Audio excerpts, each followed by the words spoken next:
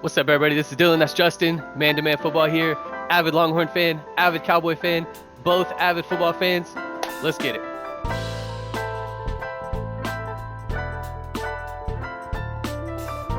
All right, Dylan, let's jump right into it. Micah Parsons, little draft profile here moving in.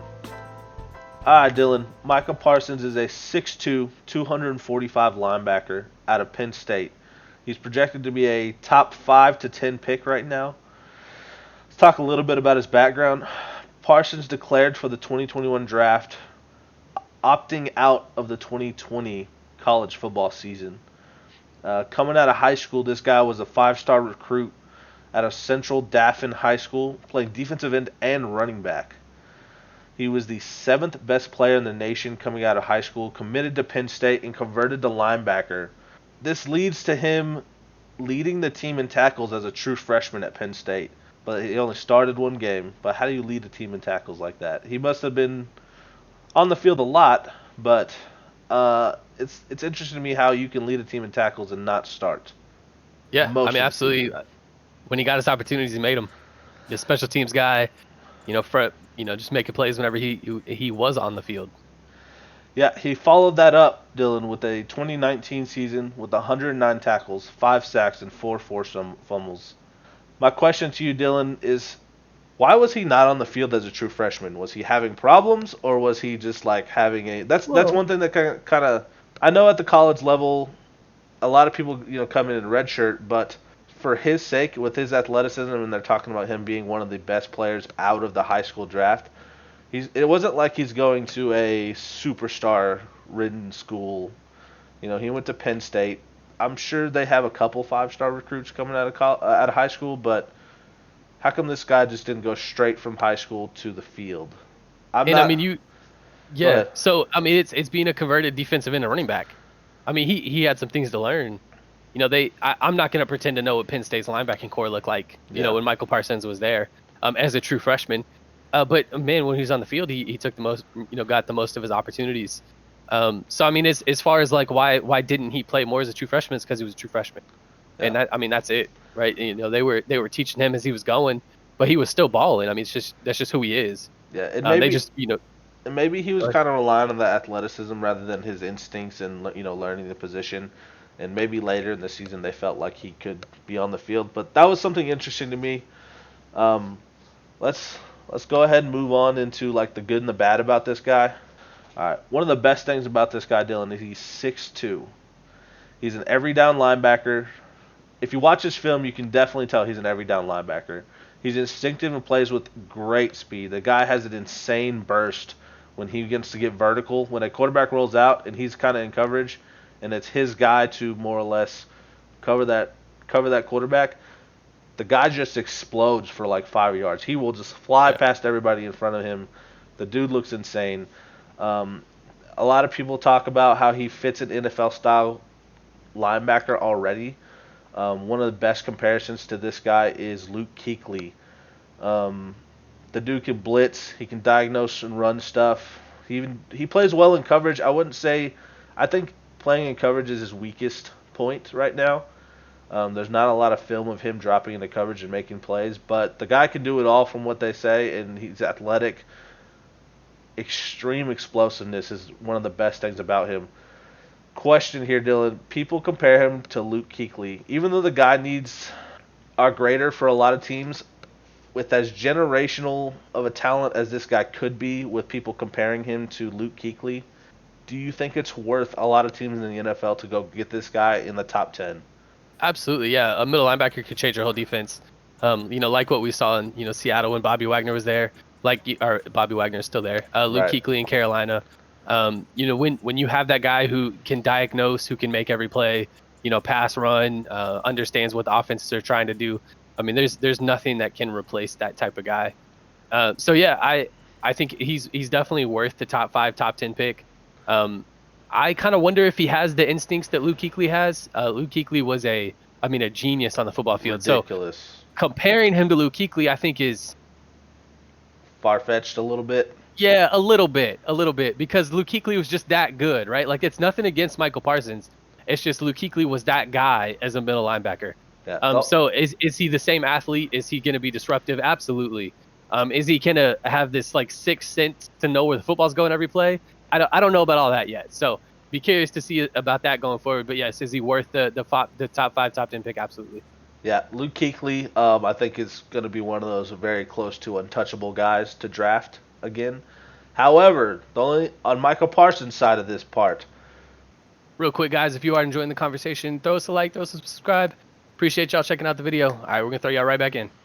the guy is going to graduate from Penn State in 3 years. So obviously he's got some type of smarts. That they talk Right, about. right. He's taking 4 classes this semester, and he's going to graduate from Penn State. So the guy's been working hard in the classroom and on the field. I think he took this year off and kept that draft profile high, and I'm interested to see if he can end up being anywhere in the realm of Luke Kuechly. One thing that was interesting to me is right now, going into Week 16 of the NFL season, the Carolina Panthers are at number 4, and they're in very reach of picking this guy.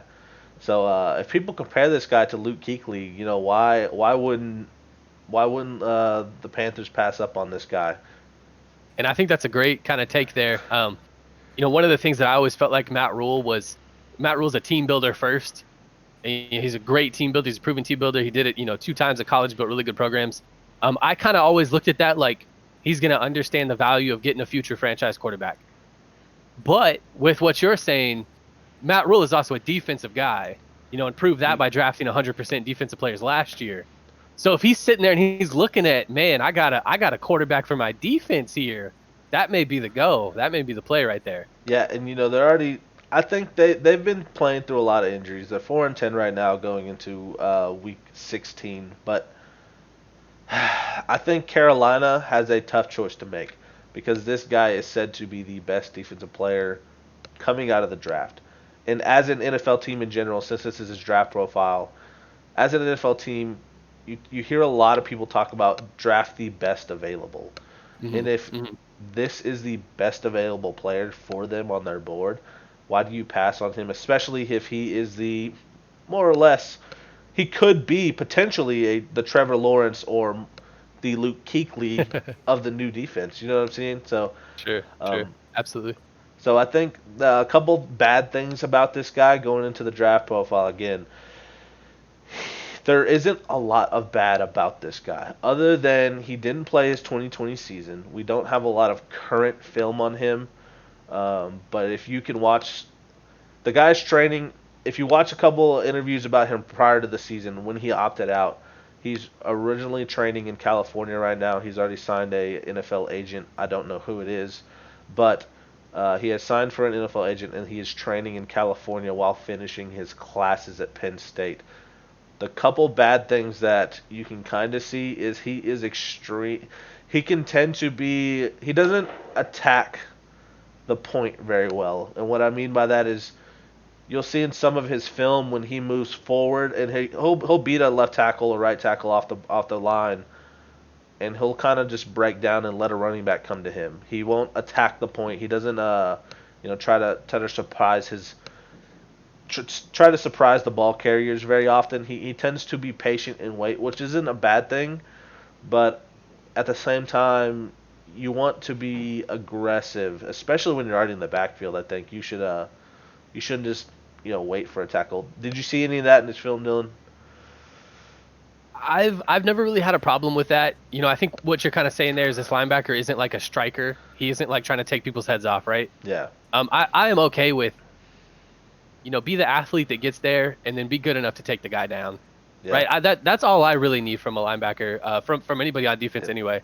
If you're a good enough athlete to get around blocks that can get to the football, just bring the guy down. You don't need to decapitate people. Yeah. And the way the NFL plays this day, that's going to be a flag anyway. So I agree. I'm totally okay with any of that. Is he not a true striker? Is he not really going to knock the football out by force? Right? Is he he's a better technician than a strength player?